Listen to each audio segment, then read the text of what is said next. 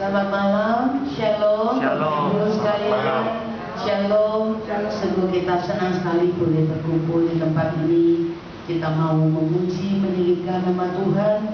Kita mau bersama-sama memuji Dia, dan kita mau memberikan yang terbaik bagi Tuhan. Mari sebelum kita mulai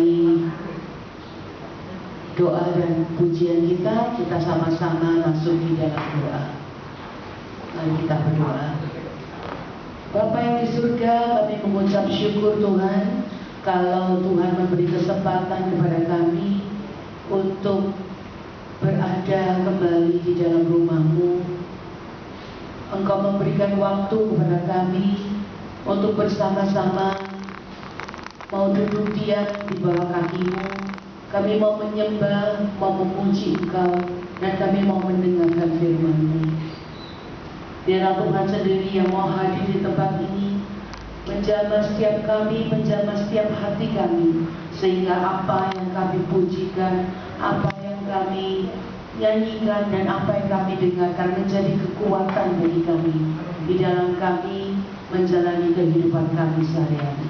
Terima kasih ya Bapak, kami sepenuhnya menyerahkan waktu ini hanya ke dalam tangan-Mu. Dan di dalam nama Tuhan Yesus Kristus kami sudah berdoa. Amin. Haleluya. Mari kita datang kepada Tuhan. Mari kita cari wajah-Nya. Kita temukan Dia. Haleluya. Terima kasih Yesus. Kami mau datang menyembah-Mu Tuhan. Biarlah Tuhan mentata dan berkenan di atas kesucian kami. Mari katakan, Ku datang Tuhan. Ku datang Tuhan, temukan wajah-Mu dengan hati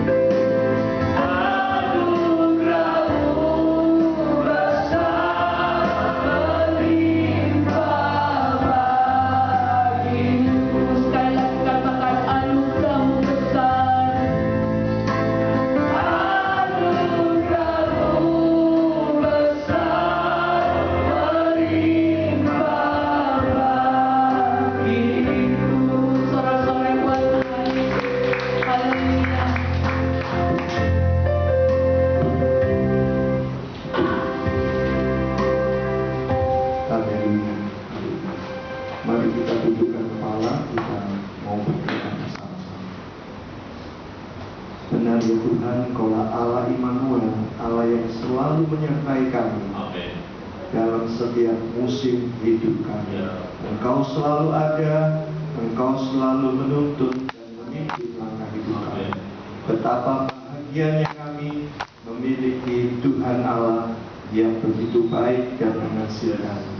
Terima kasih Tuhan, terima kasih bila pada malam hari yang indah ini Tuhan, kami boleh bersama-sama berkumpul untuk beribadah pada doa malam ini. Kami mau serahkan doa malam ini kepada Tuhan dari awal hingga akhir.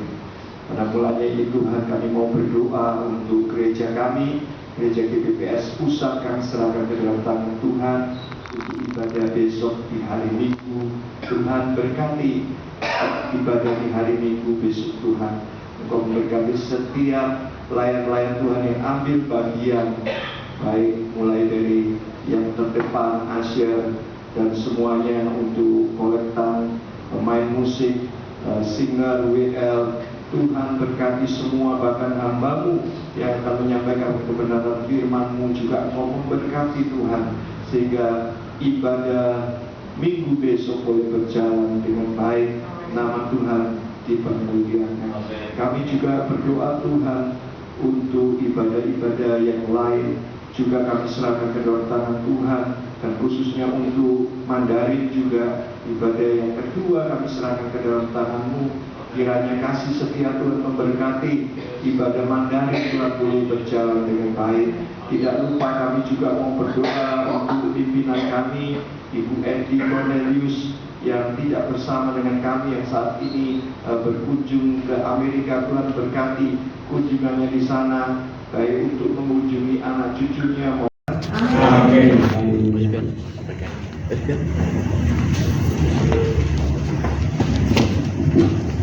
Shalom, selamat malam, Bapak Ibu kasih dalam Tuhan.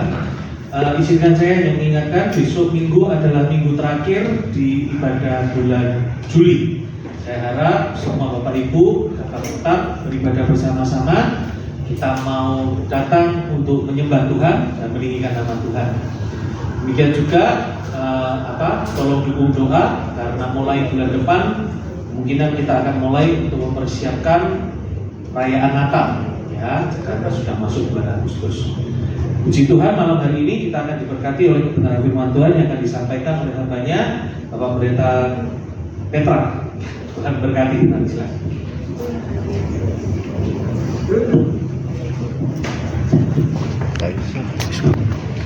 Puji nama Tuhan. Selamat malam, Shalom Bapak Ibu yang dikasihi Tuhan. Shalom yang di depan maupun yang di belakang. Saya juga menyampaikan selamat bersuka cita di dalam Tuhan, oleh karena saya percaya malam hari ini kita semuanya akan diberkati oleh Tuhan. Yang percaya diberkati boleh lambaikan tangannya, boleh kembalikan berikan kemuliaan yang mulia untuk Tuhan kita. Puji nama Tuhan, puji Tuhan, puji Tuhan. Saya senang karena yang sekalipun duduk di belakang juga turut bertepuk tangan. Tapi menurut saya lebih baik agak maju ke depan juga tidak apa-apa, karena kadang-kadang terlalu jauh dari mimbar itu urapannya nanti berkurang, Bapak Ibu. Oh enggak ya. Urapan firman Tuhan, urapan dari Tuhan bukan seperti sinyal handphone yang semakin dekat dengan dengan GPS-nya, dengan towernya, berarti semakin kenceng. Enggak juga. Di belakang juga masih bisa menerima berkat dan juga urapan dari Tuhan. Hanya saja kalau terlalu belakang itu cobaannya banyak, ya dong. Gak apa-apa, kakek tok sapa-sapa mainan. Bedanya apa? Tapi saya percaya di belakang tidak ada yang mainan handphone. Pasti semuanya fokus untuk firman Tuhan. Amin. Oh yang di belakang ada amin. Amin. Iya, baik, puji Tuhan. Seperti biasa, saya juga tidak akan meminta Bapak Ibu terus mengamenkan. Saya tidak akan pancing Bapak Ibu amin, gitu ya toh. Baru sudah Bapak Ibu mengamenkan. Kalau Bapak Ibu sepakat dengan firman yang Bapak Ibu dengar memberkati, langsung saja aminkan, nggak apa-apa. Setuju ya? Gitu, langsung saja aminkan. Saya goyang-goyang nggak apa-apa ya? Nggak apa-apa ya? Saya ambil jalan. Kasihan kameramen ya, sudah. Nanti jadi goyang-goyang terus. Jadi saya tidak usah ajak-ajak atau pancing-pancing untuk berkata amin. Kalau sudah sepakat dengan firman Tuhan yang langsung diaminkan. Kenapa? Karena mengamenkan firman itu setidaknya ada 3 hal penting yang saudara harus ketahui ketika saudara melakukannya. Saya ulang ya, waktu kita bilang amin itu, ternyata ada 3 hal penting yang kita perlu ketahui. Yang pertama, waktu kita bilang amin atas firman, membuktikan kalau kita mendengar khotbahnya.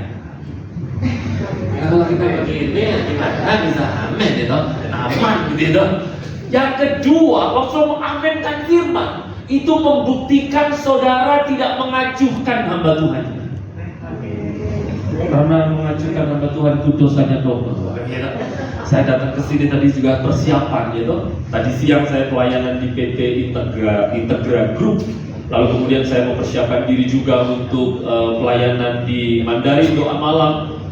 Baju juga saya setrika, sepatu juga saya lap bersih-bersih. Nggak usah ngelirik sepatu saya juga ya. Saya juga tadi sempatkan untuk sisir rambut walaupun cuma segini ya, disisir lah ya. Iya, dipercaya sedikit itu sudah bersyukur kan begitu. Tadi saya juga sempat pakai eyeshadow, blush on dan lain-lain ya. Enggak. Artinya saya mempersiapkan diri, masa iya saya datang ke sini untuk dicuekkan ya, enggak ya. Yang ketiga yang saudara harus tahu, waktu mengaminkan firman Tuhan, Bapak Ibu sedang melayani Tuhan.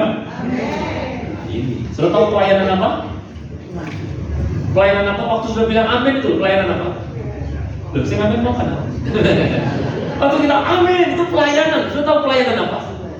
Membangunkan sebelah saudara semua yang ngantuk-ngantuk gitu. Jadi waktu amin, apalagi aminnya kenceng deh kaget gitu kan. Jadi itu membangkitkan orang dari kematiannya. Haleluya. Tidak lah, tapi saya berharap kita semuanya semangat mendengar firman-Nya ya. Puji Tuhan ya. Kok ada yang amin ya. Saya tidak akan lama-lama kok.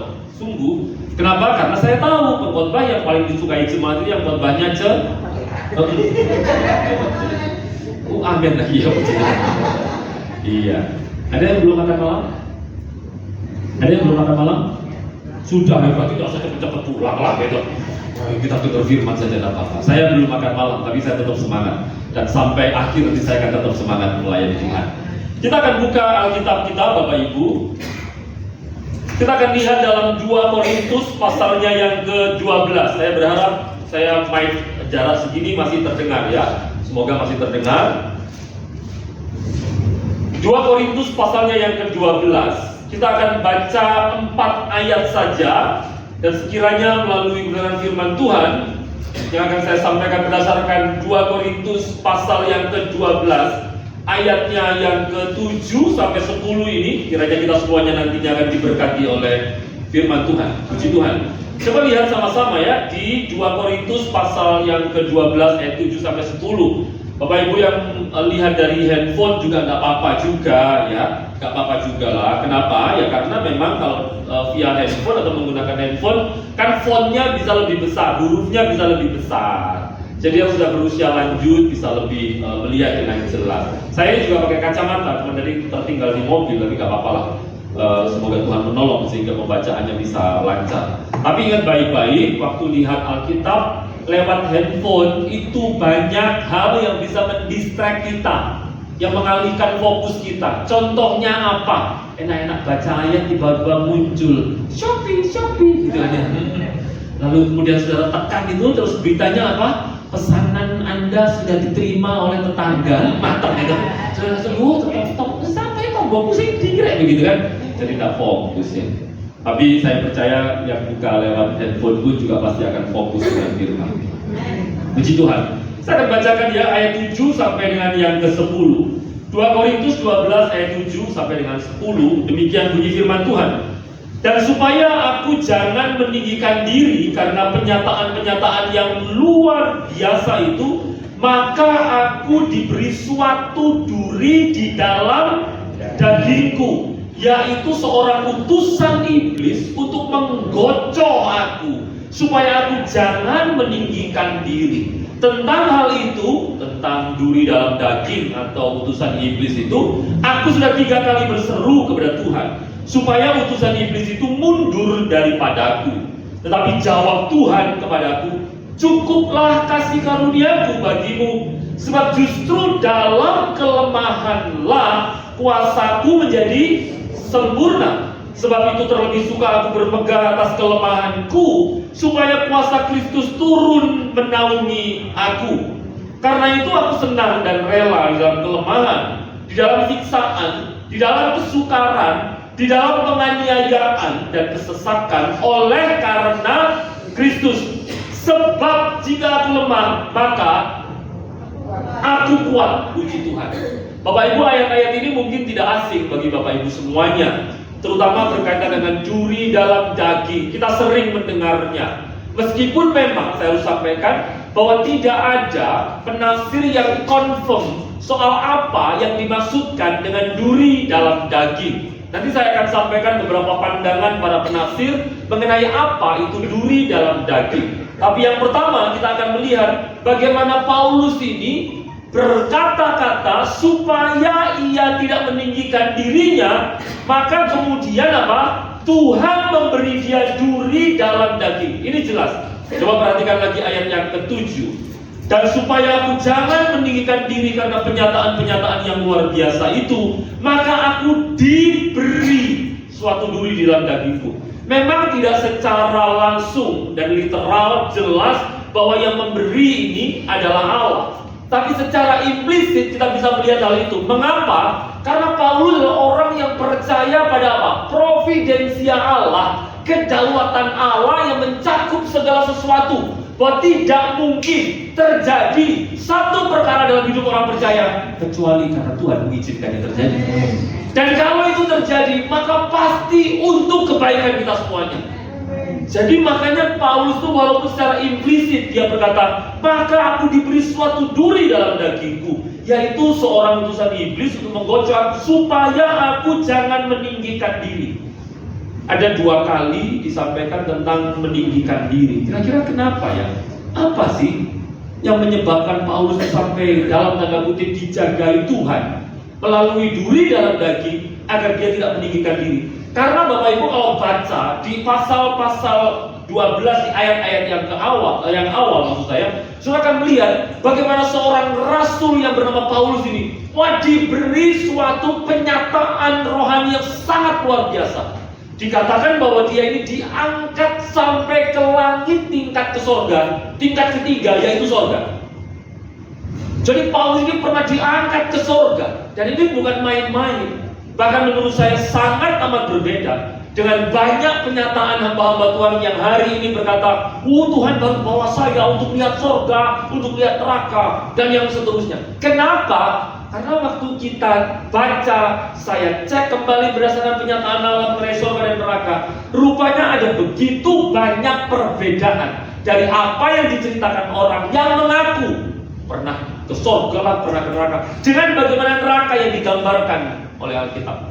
Contoh misalnya, kita mungkin pernah mendengar ada seorang hamba Tuhan yang berkata bahwa beliau ini pernah dibawa Tuhan untuk jalan-jalan ke neraka. Lalu di neraka dia lihat banyak orang berdosa disiksa oleh iblis. Tapi tahukah saudara, Alkitab yang ada di tangan kita, yang adalah firman Allah ini, rupanya berkata hal yang berbeda mengenai neraka. Yaitu apa? Di neraka itu bukannya iblis menyiksa orang berdosa, tapi iblis dan orang berdosa sama-sama tersiksa. Nangkap saya? Wahyu 20 ayat yang ke-10. Coba lihat ya, ini terlintas saja. Nah, kita akan cek dulu Wahyu pasal 20 ayat yang ke-10. Puji Tuhan. Coba perhatikan ya. Wahyu 20 ayat yang ke-10. Inilah keadaan di neraka, yaitu iblisnya itu juga dihukum ya. Perhatikan ya. Dan iblis yang menyesatkan mereka dilemparkan ke dalam lautan api dan belerang. Gambaran tentang neraka, yaitu tempat binatang dan nabi palsu itu. Dan mereka ini siapa? Kalau sudah lihat adalah iblis, orang-orang berdosa, nabi-nabi palsu dan seterusnya itu. Mereka ini disiksa siang malam sampai selama-lamanya. Jadi tidak pernah ada itu gambaran neraka yang disampaikan oleh Alkitab bahwa di neraka itu iblis nyiksa orang berdosa. Lucu enak itu. Memangnya iblis yang berkuasa kan di neraka? Alkitab mengatakan baik iblis maupun orang berdosa sama-sama apa?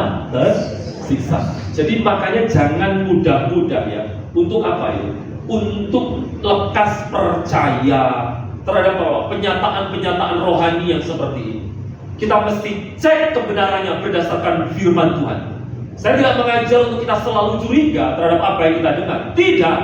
Tapi lebih baik kita punya awareness, kewaspadaan. Agar apa? Jangan sampai kita diombang-ambingkan dengan angin pengajaran. Nah, kamu saya, kenapa? Karena kadang-kadang jemaat itu suka dengan pengkhotbah atau hamba Tuhan yang sakti. Halo? Dia wis sampai ke surga, jangan luar biasa. Seneng. Dia itu ya. Dia kesaksian tuh katanya. Wis dia ngopi sama malaikat. Kita langsung senang gitu. Lihat ada. Padahal tahukah saudara, kita mesti cek kebenarannya berdasarkan firman Tuhan. Satu kali itu ada tiga orang ibu-ibu lagi ngobrol. Lalu kemudian yang satu itu bilang begini, lu bikin di gereja mana? Oh, ibu ini menjawab, aku di gereja ini. Loh, kamu pergi gereja mana? Aku di gereja itu. Terus yang ibu yang pertama ini ngomong, lu coba datang mau di gerejaku. Lu di gereja itu pendetanya luar biasa loh. Dia itu kalau pas maju ke mimbar, mulai mimpin penyembahan gitu. Baru dia mau Tuhan di bawah. Itu jemaat di belakang, baku. Urapannya luar biasa. Ibu yang kedua kan ada 3 orang tadi. Yang kedua nggak mau kalah. Loh, nek kamu kan pas pendeta mau di mimbar, pendeta mau wis sakti, lu tak kasih tahu. Dia itu yang baru berdiri mau ke mimbar itu. Duduk berdiri mau ke mimbar. Jemaat terus tolong abe pangkok.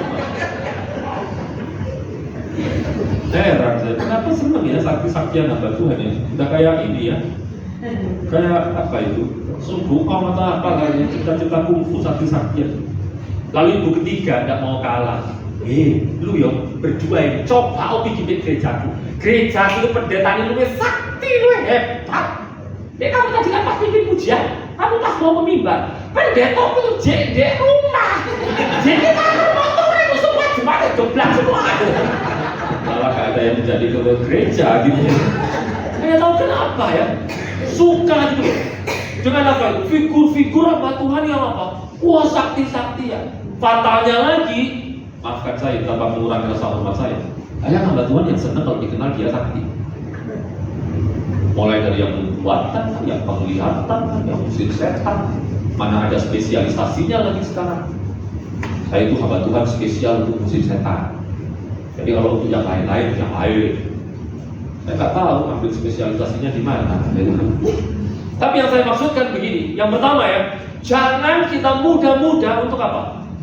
Terpengaruh dengan hal-hal yang kita bahkan mungkin susah untuk apa itu? Untuk recheck kebenarannya. Makanya kemudian Paulus itu bahkan sekalipun pernah diangkat ke tingkat ketiga dari sorga, dari langit itu. Jadi saudara perlu tahu bahwa langit itu juga digambarkan seperti sorga, dan orang Ibrani percaya adanya 3 tingkatan dari langit atau sorga. Tingkatan pertama adalah udara kita ini sampai atmosfer itu. Tingkatan kedua adalah apa? Langit tempat di mana bulan bintang itu ada, jadi antariksa. Lalu langit atau surga ketiga yang dimaksudkan adalah tempat di mana Allah berada dan bertakhta. Jadi itu betul-betul surga seperti yang kita ketahui, yang diceritakan oleh Alkitab. Dan Paulus dikatakan diangkat ke tingkat ketiga, yaitu benar-benar surga di mana Allah bertakhta berada di sana. Jadi ini bukan penyataan, bukan suatu penglihatan yang main-main. Tapi lihat ya, kalau sudah baca di ayat awal, Paulus bahkan tidak menceritakan itu semuanya. Dia pendam itu sampai 14 tahun. Kenapa? Paulus tahu bahwa hal-hal seperti itu tidak terlalu berguna untuk pertumbuhan jemaat. Agak beda ya dengan kebanyakan orang hari ini ya. Yang kalau punya pengalaman rohani seperti itu, langsung wis saksian di mana-mana. Gak salah juga kalau itu benar. Tapi harus hati-hati, karena bisa saja melalui hal-hal seperti itu menjadi tangga menaiki popularitas. Tahu saya. Paulus sudah begitu, dia pendam itu sampai 14 tahun. Lalu kenapa dia pada akhirnya ceritakan? Karena kalau sudah lihat dalam konteks Korintus itu, ada pengajar-pengajar palsu yang mulai meremehkan Paulus. Tapi Paulus menceritakan bukan demi supaya dia tidak dipandang remeh, tidak. Tapi dia menceritakan bahwa aku juga punya pengalaman-pengalaman begitu. Di pasal yang 11 dia bahkan menceritakan juga di 2 Korintus 11 tentang apa? Penderitaan karena pelayanan. Dia terpaksa menceritakan karena apa? Demi supaya berita Injil yang disampaikannya tidak dipandang remeh. Gara-gara ada orang-orang yang meremehkan dirinya. Kamu saya? Ya. Jadi pembelaannya dia menceritakan itu bukan demi dirinya, tapi demi berita Injil yang dibawanya. Supaya orang jangan meremehkan dia. Dan dengan demikian orang mendengarkan berita Injil yang disampaikan. Makanya dia itu bahkan supaya dia tidak meninggikan diri, Allah itu menjagai dia dengan apa? Duri dalam daging, yang juga disebut sebagai utusan iblis. Nah, saya akan menyampaikan beberapa pandangan penafsir berkaitan dengan apa itu duri dalam daging. Yang pertama, ada yang menganggap bahwa duri dalam daging ini adalah penderitaan Paulus.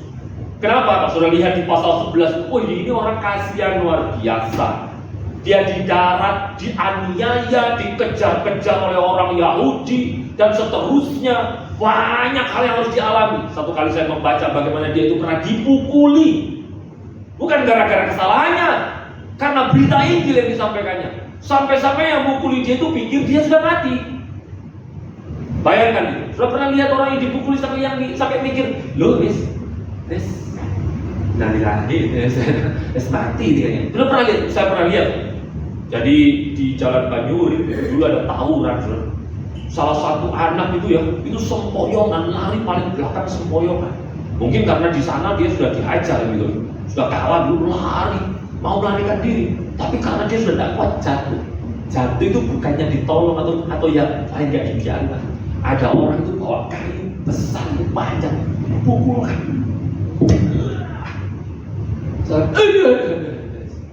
Pikir sudah mati. Waktu saya kemudian melayani Tuhan, baca bagaimana kisah Paulus itu, saya sangat diingatkan tentang betapa kondisinya seperti ini. Ini orang menderita luar biasa. Dia naik kapal mau pergi menginjil. Sudah tahu apa yang terjadi dengan kapalnya? Karamlah kapalnya.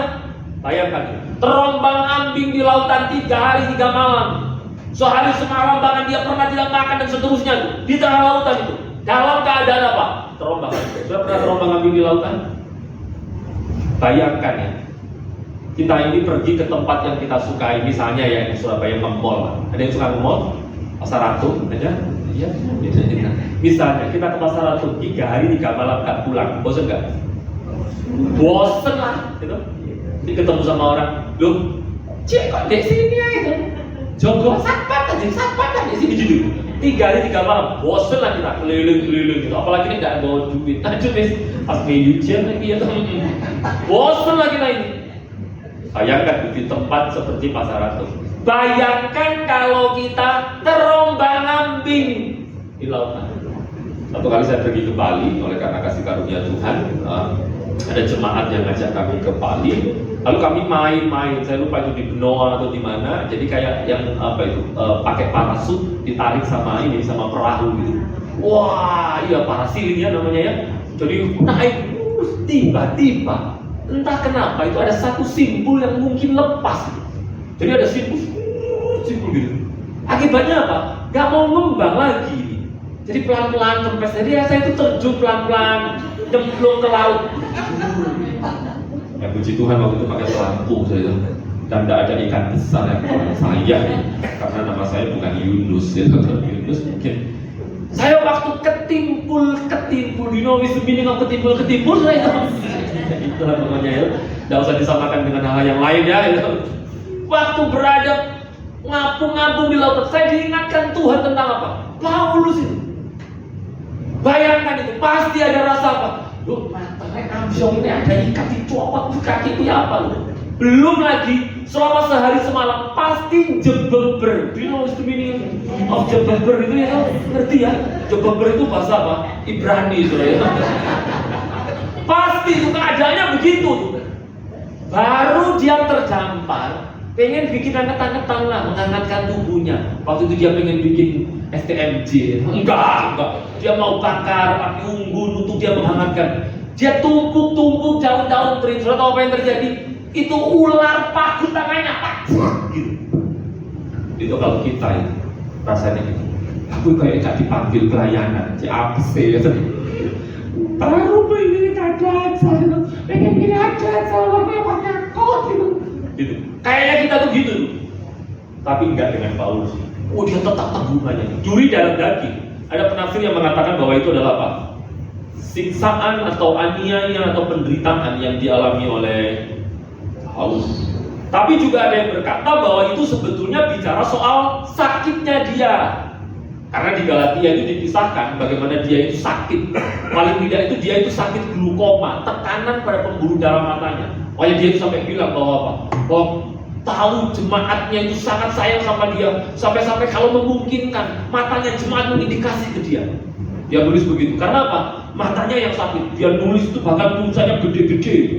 Dia sampaikan begitu. Memang sakit. Ada beberapa penafsir yang mengatakan bahwa itu adalah sakit di matanya Paulus yang sangat mengganggu pelayanannya.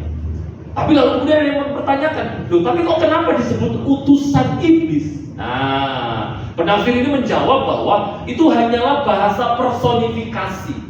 Bahasa personifikasi itu sebetulnya itu bukan orang, tapi digambarkan seperti seseorang yang memiliki pribadi. Gitu loh, personifikasi. Makanya disebut utusan iblis. Seolah-olah itu adalah seseorang, padahal tidak. Katanya begitu. Tapi tahu saudara, terlepas apapun yang dimaksudkan dengan duri dalam daging, itu adalah sesuatu yang tidak mengenakan bagi siapa? Paulus. Tidak mengenakan. Tapi apa yang saya ingin kita pelajari adalah yang pertama, rupanya hal yang disebut dengan duri dalam daging, utusan iblis yang tidak mengenakan itu ternyata adalah pemberian siapa? Saya ulang sekali lagi ya, duri dalam daging itu terlepas apapun itulah. Mau penyakit kah? Orang-orang Yahudi yang mencoba menghalangi pelayanannya kah? Atau bahkan penganiayaan yang dialami? Pasti bukan sesuatu yang mengenakan. Tapi yang tidak mengenakan itu ternyata dikatakan tadi di ayat 17, diberi duri dalam daging. Siapa yang memberi? Tuhan. Jadi apa yang kita perlu pelajari, Bapak Ibu? Bahwa ternyata ya, apa yang dari Tuhan tidak selalu hal-hal yang mengenakan daging kita.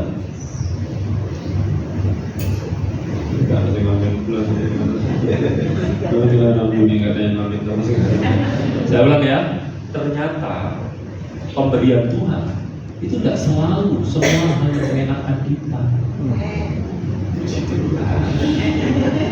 Kadang-kadang Tuhan bisa beri sesuatu yang tidak mengenakan bagi kita. Contohnya apa? Bojoku. Ini bukan.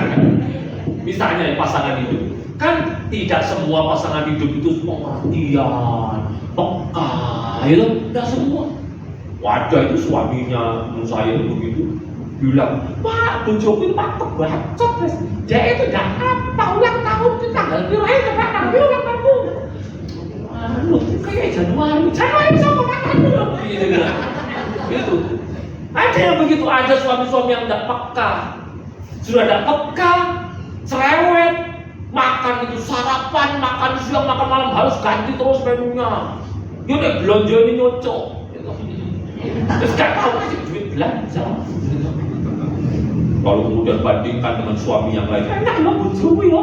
Bu aku nih jogelem aja bojomu. Enak wis, gak cerewet, apa-apa dipangan, suka memuji. Mas gitu sering free shopping pay bodoh enak ya dia bojo kayak gitu. Kalau kita blok, gak bojoku sih begitu. Mantap ya. Kadang-kadang ada hal-hal yang tidak mengenakan yang Tuhan izinkan terjadi. Tapi tahu seperti apapun pasangan kita, mereka atau dia adalah orang yang datang daripada Tuhan untuk memproses kita. Tuhan. Kosong ngomong kayak gini dari Tuhan, gitu. Dari setan, gitu begitu. Dari Tuhan, loh. Iya dong. Kita menikah juga di hadapan Tuhan kan? Amin. Iya kan? Gitu loh. Dari Tuhan. Aku bisa gara-gara kilaf, Pak. Gitu. Ya enggak begitu juga. Oh, Tuhan izinkan terus sampai ada di altar, diberkati dalam pernikahan dunia dari Tuhan. Tujuannya memproses kita supaya lebih sabar. Makanya belajar sabar walaupun misalnya suami atau istri itu. Aku Pak, pulang dikit 10 menit telat ya. Waduh, mantap. Itu aku belum turun mobil Pak. Bojoku kan bos aku padahal gak jadi kalau aku jadi mobil padahal masalah gitu. Tapi pas tak lagi Pak tinggal tinggal aku misalnya.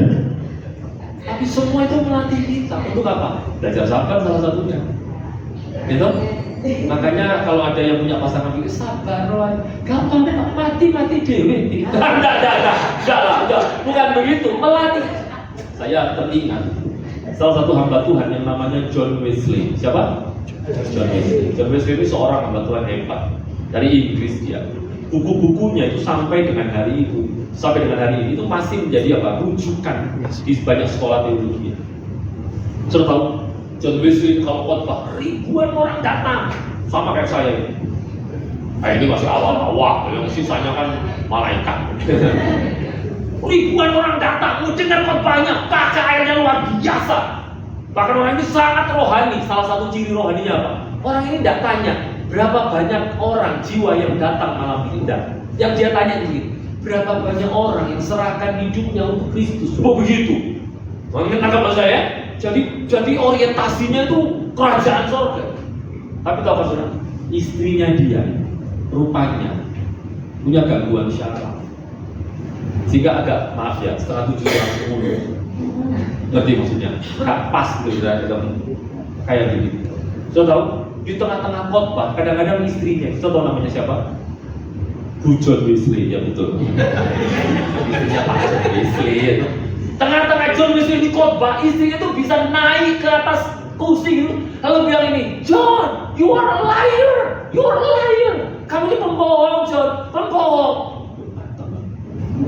Itu kalau saudara jemati, Buju ini kan saya paling kenal deh, Mede Buju, kalau gereja dia, betul ya? Saya kalau khotbah tiba-tiba istri saya bilang, kamu itu pembohong, saya pembohong.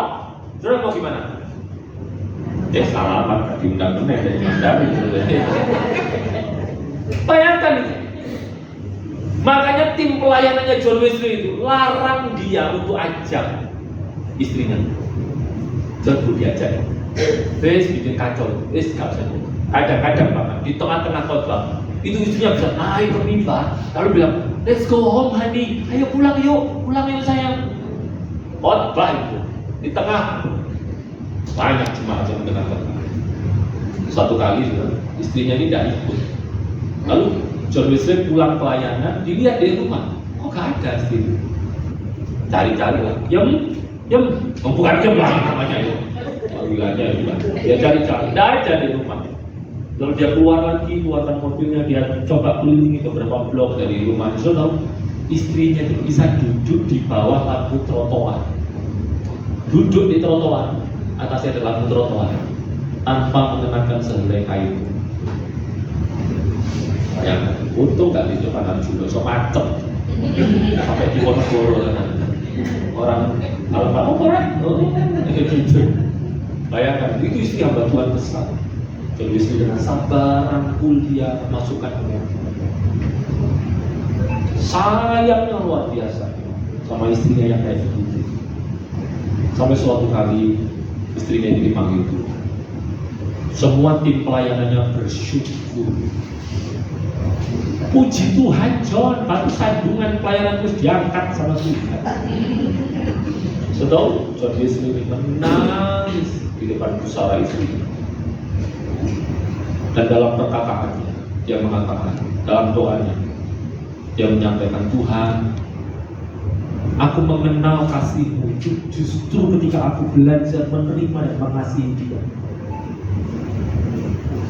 Aku baru mengenal betapa Tuhan menerimaku apa adanya ketika aku belajar menerima keadaan istriku apa adanya. Jadi dia itu menggambarkan dirinya seperti istrinya. Nah, maksud saya, bahkan dia lebih parah lah keadaannya. Karena dosa kita ini kan lebih parah gitu. Matthew Henry itu pernah berkata bahwa apa? Karena dosa kita itu seperti, maafkan saya, bangkai tikus tuh di hadapan Allah. Gak ada kita yang nemu bangkai tikus. Lucu gitu. Gak ada lah. Kita naik mobil kelihatan ada tikus mati di situ di depan kita, itu ini ngempot itu. Pokoknya ban kita jangan sampai kena apa? Tikusnya kan. Gak perlu ada tukang bakso, tukang pabrai, tukang bakso itu gak apa. Gak ada yang lucu nih. Gak ada. Keadaan kita jauh lebih mengerikan karena dosa di hadapan Allah. Tapi tahu-tahu John Wesley bilang, melalui dia aku tahu betapa cintanya Tuhan sama aku. Dan melalui dia juga aku belajar memiliki keserupaan dengan Tuhan. Sekarang Tuhan telah ambil dia. Bagaimana aku bisa belajar supaya aku terus serupa dengan Tuhan? Bayangkan, kadang-kadang Tuhan bisa kasih orang-orang di sekitar kita yang enggak ngenakin, yang kalau kita ketemu alias duduk, dia duduk di sebelah, saya katakan saya ini tidak tepat. Gara-gara apa? Ngomongnya pedes lah, suka memfitnah lah, tapi dengar baik-baik. Kadang-kadang memang Tuhan tidak selalu memberikan seperti apa yang kita inginkan, tapi dengar juga bahwa apa yang diizinkan Tuhan diberikan dalam circle hidup kita itu adalah yang terbaik dari Tuhan. Pasti ada rencana yang indah. Misalnya adalah seperti Paulus tadi, demi supaya dia tidak meninggikan dirinya, supaya dia tahu ada kelemahan, tapi justru di dalam kelemahannya itu dia mengetahui kekuatan Allah yang berlimpah-limpah. Makanya dia ini yang awalnya berdoa meminta supaya duri dalam daging itu dicabut Tuhan, pada akhirnya dia bukan hanya embrace itu, menerima, merengkuh itu, tapi bahkan dia mengetahui bahwa apa? Bahwa Tuhan sengaja taruh duri dalam daging itu untuk apa? Dia terus berpengharapan kepada Allah. Jadi Bapak Ibu yang dikasih Tuhan, di bagian akhir khotbah ini, izinkan saya juga yang datang ke sini tidak bermaksud menggurui atau menjadi lebih hebat daripada siapapun. No. Saya sama-sama belajar firman Tuhan, sama-sama mau dibentuk dengan firman, sama dengan Bapak Ibu semuanya yang jauh-jauh dari rumah pergi ke gereja mendengar firman. Kita sama-sama orang-orang yang juga mau dibentuk firman. Izinkan saya itu mengatakan bahwa apa? Kadang-kadang nggak perlu untuk kita pengen dan selalu ingin mau jadi yang paling kuat. Nggak usah, maksudnya apa? Pengen kaya supaya apa? Dihargai oleh saudara-saudara. Pengen toko rame supaya apa? Dia bisa kesana, kesini, ke situ. Pengen tetap sehat selalu agar apa? Bisa jalan-jalan dan yang lain-lain. Kadang-kadang tak selalu demikian. Kadang-kadang Tuhan izinkan ada kelemahan-kelemahan tertentu, justru supaya melalui itu kita terus bisa bersandar, berharap, berteriak, bahkan memanggil terus nama Yesus dalam hidup kita. Saudara ingat 10 orang kusta yang sakit itu? 10-10-nya teriak nama Yesus itu, minta disembuhkan, betul ya? Betul ya? Ketika mereka sudah sembuh, berapa yang disembuhkan? 10-10-nya sembuh. Berapa yang balik kepada Tuhan? 1. Cuma 1 orang. Yang 9 kemana?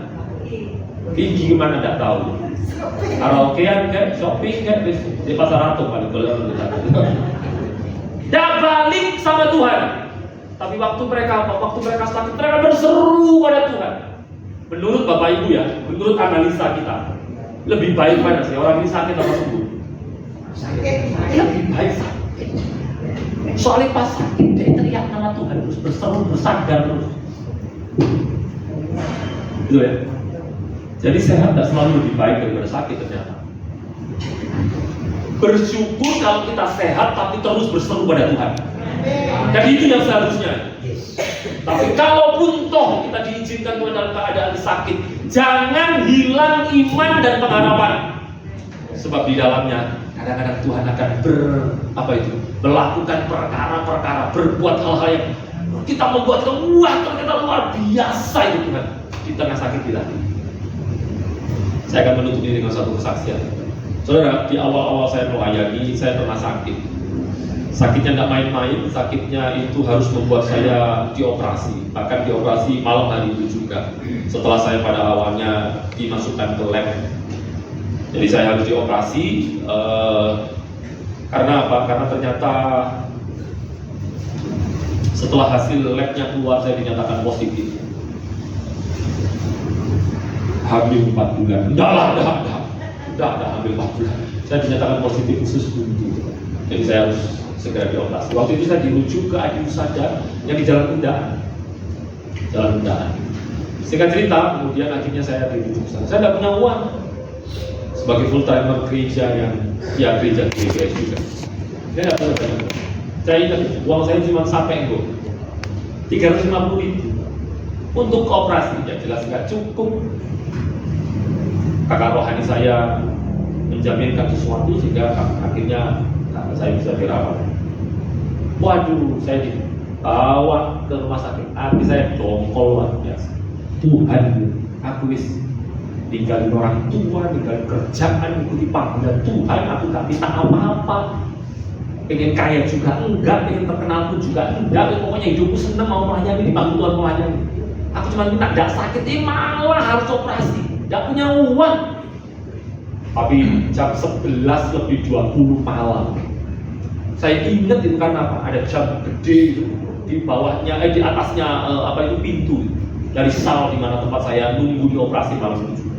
Ada jam 11:20, setengah 12 kurang 10 malam. Sewaktu saya sebelum dibawa ke rumah sakit, di tengah hati saya dongkol, bukan hanya karena sakit, gak punya uang, harus opnam. Susternya juga begitu, nyoblos infus dan kena.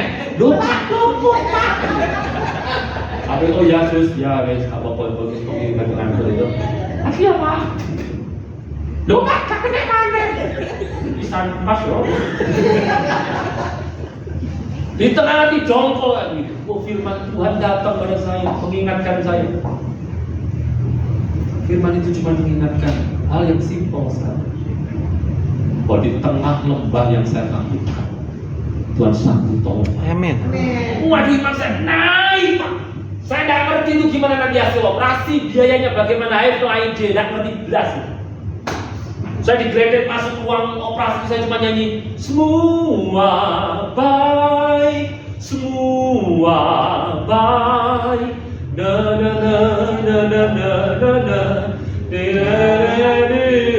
gitu ya. Waktu itu saya belum hafal, kan baru Kristen. Sekarang sudah hafal. Waktu itu belum hafal saya, karena baru Kristen, baru pelayanan. Digeledet cuma semua baik, itu tok saya hafal. Pas mau dioperasi saya bilang sama dokternya begini, dok, selamat operasi ya, Tuhan Yesus memberkati ya dok, selamat operasi. Dokternya bilang, oh iya pak, ya. Saya dibius, mungkin tadi ini kakek ngomong, dibius saya gitu. Proses operasinya berjalan bapak ibu, proses operasinya berjalan. Besok paginya dokter ini datang, tanya, Bapak sudah bisa buang gas? Oh iya dok, sudah. Saya juga deg-degan, kok isu tak ngomongin gitu. Jangan-jangan, Pak anu Pak, saya tak cek tak hitung-hitung guntingku kayak siji matang gitu. Ternyata enggak, cuma tanya, Bapak sudah bisa buang? Sudah. Terus dia tuh tanya, Bapak ini kerja di gereja kan? Oh enggak dok, saya enggak kerja di gereja, saya melayani Tuhan, saya full timer di gereja. Oh iya, itu maksud saya. Saya tanya, kenapa dok? Enggak, kemarin saya capek Pak. Waktu operasi itu saya capek. Tapi entah kenapa ya, setelah Bapak bilang Tuhan memberkati itu, hati saya kok rasanya kayak damai gitu. Rasanya kayak tenang, adem gitu. Saya tidak pernah ngerasain, ini masih cepat-cepat. Saya langsung semangat, puji Tuhan dok, itu damai sejahtera dari Tuhan Yesus. Saya bilang, dokter pergi gereja mana? Saya tanya begitu. Dia bilang, oh enggak pak, saya bukan orang Kristen, maaf ya. Tapi saya percaya Tuhan. Saya pikir dia Kristen, kenapa? Wajahnya kayak wajah bapak ibu itu loh ya. Damai sejahtera. Soalnya dia gereja. Kalau mulai ketemu kutu balik ke itu. Enggak. Saya pikir dia Kristen. Lalu kemudian dia bilang, ya saya tidak menginjil. Jenuh saudara itu. Saya, oh iya dok, semoga Tuhan memberkati dokter ya. Terus dia bilang, Pak, saya mau ngomong sesuatu ya Pak, boleh ya? Saya sudah deg-degan. Waktu itu saya masih single. belum gendut begini, badan masih lumayan bagus, rambut juga masih lumayan banyak ya. Saya sudah deg-degan. Saya pikir apa? Jangan-jangan dokter ini mau nembak saya. Dokternya cewek, masih muda juga. Namanya Dokter Lesti, saya tidak akan pernah lupa namanya. Dia bilang gini, Pak, kalau boleh ya Pak, biaya anestesi dan semua yang di meja operasi, ya saya yang bayar ya Pak, boleh ya? Harus ini buat bayangkan. Saudara, saya tahu waktu dia ngomong, saya langsung bilang, Dok, bayar dok, gak apa-apa, bosukan saya dok. Tidak kayak saya gak ngomong begitulah itu. Tapi benar, itu yang dilakukan oleh Tuhan. Tapi saya bersyukur, oh puji Tuhan, operasi ini dibayar. Kalau operasi itu sampai. Oh Tuhan, kalau melakukan sesuatu tidak pernah separuh-separuh. Amin. Oh Tuhan, kirimkan orang yang hari ini pun saya tidak kenal itu. Ketok pintu gereja, tanya tentang kenapa ya, hati saya tidak enak lewat gereja. Sehingga cerita, akhirnya orang ini yang kemudian membayar semua kebutuhan rumah sakitnya. Bayangkan, kasih tepuk tangan untuk Tuhan. Sampai di situ saja? No. Teman-teman pelayanan pada datang semua, doain. Dan yang paling bersyukur bukan cuma doain, tapi ngasih ampun juga. Belajar ini ya, ada berkat ya dari kami ya. Jangan dilihat nilainya ya, tanda kasih ya, tak panik habis. Saya tahu, saya masuk rumah sakit bawa uang 350.000. Saya keluar rumah sakit bawa uang hampir 6 juta. Bayangkan. Saya sampai bilang gini sama Tuhan, Tuhan yang ngerti cuan gini, telung bulan bisa ngorok gak apa-apa Tuhan. Masuk lagi aja ya. Sing busuk blenger. Tapi apa yang hendak saya sampaikan adalah bahwa apa? Kadang-kadang Tuhan izinkan peristiwa-peristiwa terjadi supaya kita mengenal siapa Allah kita. Karena melalui peristiwa itu saya tahu tentang kesanggupan Allah memelihara saya. Amin. Sehingga saya tidak pernah takut menjalani pelayanan. Saya tidak pernah ragu-ragu berjalan bersama dengan Tuhan. Karena saya tahu siapa pemelihara saya, bukan manusia, tapi Allah. Amin. Makanya saya kalau berrelasi dengan orang, saya tidak peduli dia orang kaya atau apa, saya juga tidak pengen kekayaannya, tidak punya motivasi apapun. Yang penting Tuhan melihara saya. Saya tahu itu. Sampai detik ini, Allah yang saya sembah, Allah kita semuanya betul-betul kita memelihara. Melalui apa? Peristiwa di mana saya sampai. Yang bikin saya gemes waktu itu, yang bikin saya sampai so sakit ini apa?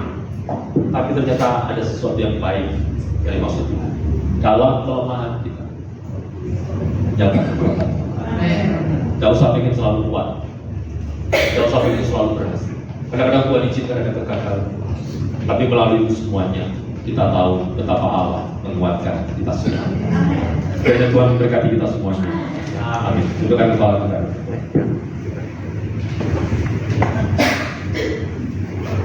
Kami datang ke rumah milik Tuhan, ke gereja tempat di mana kami bertumbuh. Mungkin sembari kami membawa pergumulan-pergumulan kami dan kelemahan-kelemahan kami. Tentu Allah kami juga mendengarkan seru doa kami yang mungkin berdoa supaya Allah mengangkat kelemahan-kelemahan itu. Mungkin dari antara kami yang berdoa supaya Tuhan menguatkan, atau bahkan juga kami berdoa supaya kami diberi jalan keluar atas setiap masalah-masalah yang sedang menyelimuti hidup kami. Masalah finansial, masalah kesehatan, masa depan kami, atau bahkan mungkin mengenai relasi kami dengan bagian atau anggota keluarga kami. Tapi kami juga mendengar firman bahwa kadang-kadang Allah bertindak secara misterius dengan memberikan hal-hal yang bertentangan dengan apa yang kami pikirkan dan apa yang kami mohonkan. Tapi kami tahu kalau Tuhan mengizinkan hal-hal itu terjadi.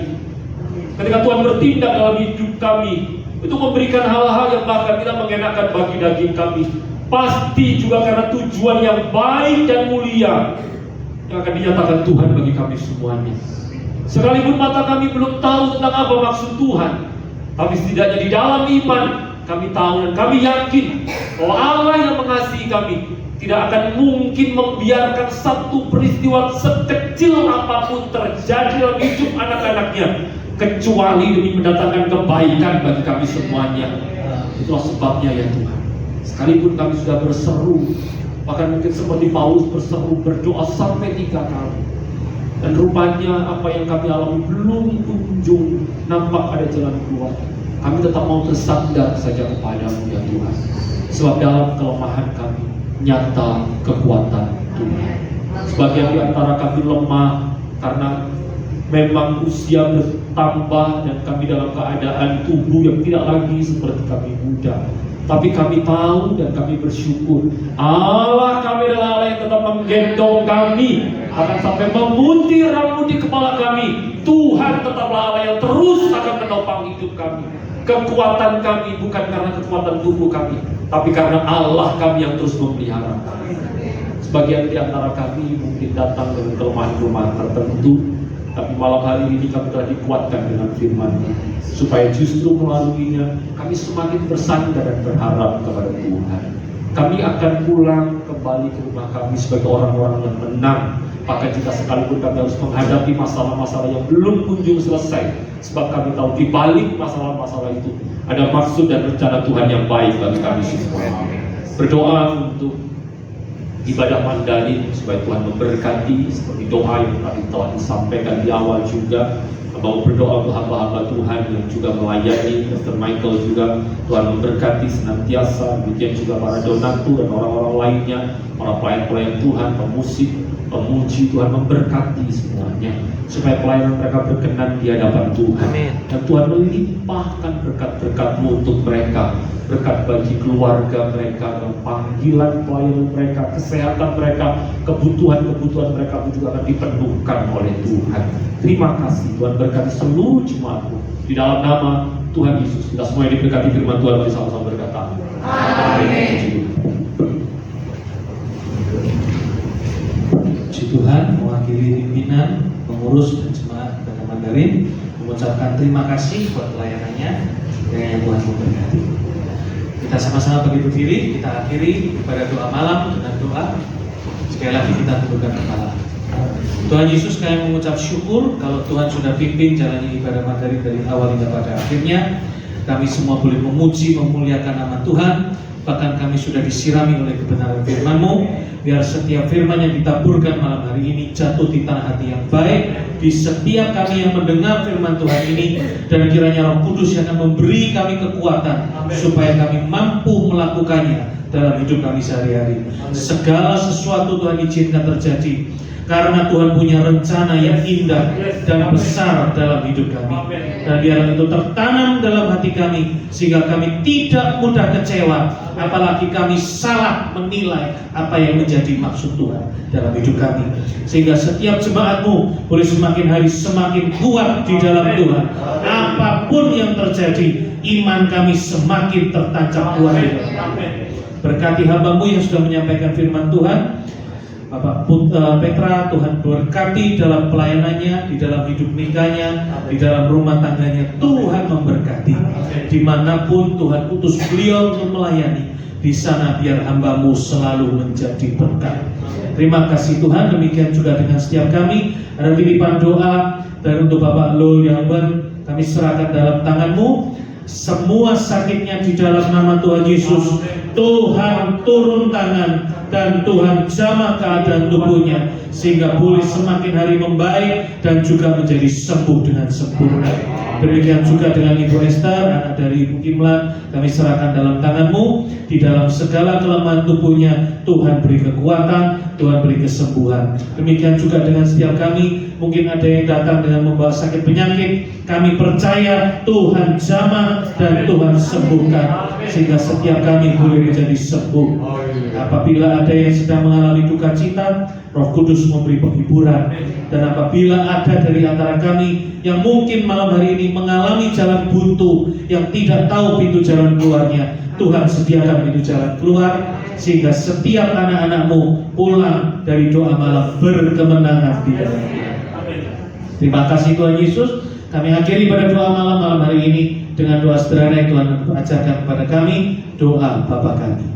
Bapa kami yang di surga, dikuduskanlah nama-Mu, datanglah kerajaan-Mu, jadilah kehendak-Mu di bumi seperti di surga. Berikanlah kami pada hari ini makanan kami yang secukupnya, dan ampunilah kami yang kesalahan kami, seperti kami juga mengampuni dengan bersalah kepada kami. Dan janganlah membawa kami ke dalam pencobaan, tapi lepaskanlah kami daripada yang jahat, karena melayaninya kerajaan dan kuasa dan kemuliaan sampai selama-lamanya. Saudaraku yang kekasih, sekarang angkatlah tanganmu dan terimalah berkat Tuhan. Saudara-saudaraku yang kekasih dalam Tuhan, Tuhan memberkati engkau dan Tuhan melindungi engkau. Tuhan menyinari engkau dengan wajahnya dan memberi engkau kasih karunia. Tuhan menghadapkan wajahnya kepadamu dan memberi engkau damai sejahtera. Sekarang pulanglah dan bawalah berkat yang melimpah dari Bapa di surga, kecintaan dari Putra yang tunggal Tuhan kita Yesus Kristus, dan persekutuan yang indah bersama Roh Kudus menyertai hidup kita semua senantiasa, mulai dari malam hari ini sampai Maranatha Tuhan sudah datang kedua kalinya, bahkan sampai selama-lamanya. Terimalah semua berkat ini dalam nama Tuhan Yesus Kristus. Yang percaya sudah diberkati Tuhan, mari sama-sama katakan amin. Tuhan Yesus memberkati.